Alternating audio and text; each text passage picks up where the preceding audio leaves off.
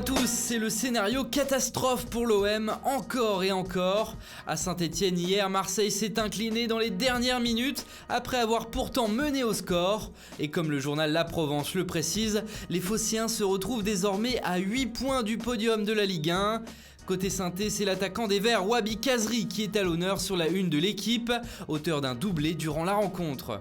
En Espagne, c'était soir de Coupe du Roi et l'Atlético de Madrid s'est fait surprendre à domicile.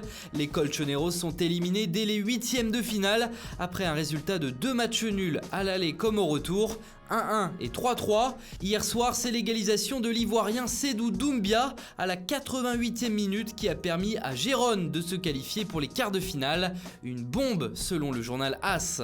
Dans la presse catalane, Frenkie de Jong se retrouve loin, très loin sur cette première page de Mundo Deportivo. Oui, car le prodige néerlandais de l'Ajax s'éloigne de plus en plus du club barcelonais. Le milieu de terrain aurait même rompu l'accord verbal qu'il tenait avec le Barça pour dire oui au Paris Saint-Germain. L'arrivée d'Adrien Rabiot à Barcelone, qui apparaît comme un concurrent à son poste, n'y serait pas pour rien, d'après le quotidien.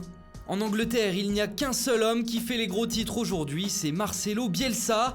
Hier, l'entraîneur de Leeds United s'est montré digne de sa légende en donnant une conférence de presse surprise. Tout le monde a alors pensé à une démission, comme il a déjà pu le faire par le passé. Mais non, le mystérieux Argentin a pris plus d'1 heure pour expliquer à tous les journalistes présents sur place pourquoi il avait demandé à un membre de son staff d'espionner l'entraînement à huis clos de son adversaire. Marcelo Bielsa est même allé encore plus loin en disant qu'il le faisait pour toutes les équipes et que cela n'avait rien d'illégal.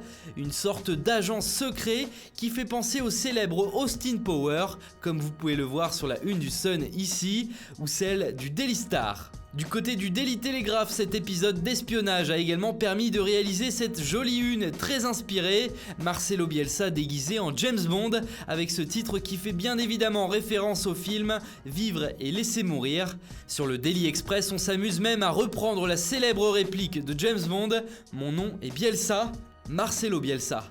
Enfin, en Italie, c'est la Super Coupe organisée exceptionnellement en Arabie Saoudite qui a retenu toute l'attention.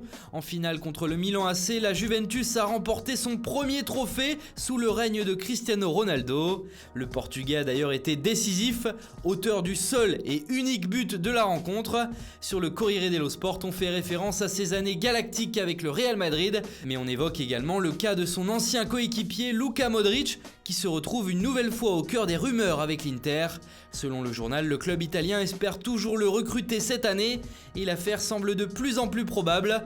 Le Real Madrid aurait même déjà pensé à le remplacer par Christian Eriksen de Tottenham. Voilà, c'est tout pour ce matin. Bonne journée à tous et à très vite sur Foot Mercato.